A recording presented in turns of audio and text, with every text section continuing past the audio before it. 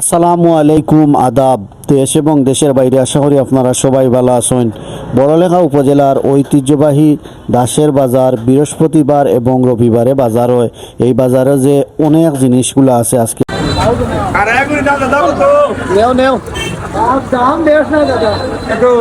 একটাও লই চাই না খালি 150 টাকা।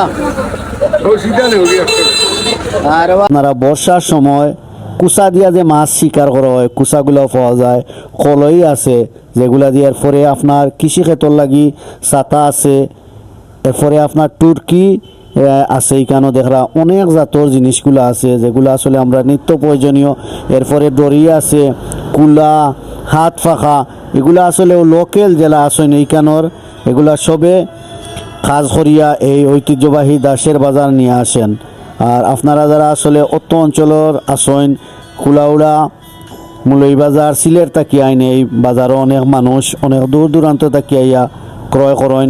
আপনারা সবাই আইবা। এই কারুকাজগুলো আসলে জিনিস অত্যন্ত ভালো, টুকরি অনেক কাজে ব্যবহার হয়। এরপরে দড়ি, এগুলার দাম আপনার কোয়া আছে 1400 টাকা হইব। একটা ফলর দাম 1400 টাকা, একটা টুরকির দাম 150 টাকা, 1400 টাকা। দড়ির দাম 200 টাকা, 150 টাকা, ওরকম বিক্রি হয়। আপনারা যারা অনেকের প্রয়োজন আছে এইগুলার আইবা, আইয়া নিতে পারবা। আইলে সুলভ মূল্যে পাইবা। এগুলো আসলে নিখুঁত এবং খুব সুন্দরভাবে কাম করা হয়। টাইন বানাইয়া নয়। আর দেশে বিদেশে আপনারা সবাই ভালো থাকা। আসসালামু আলাইকুম।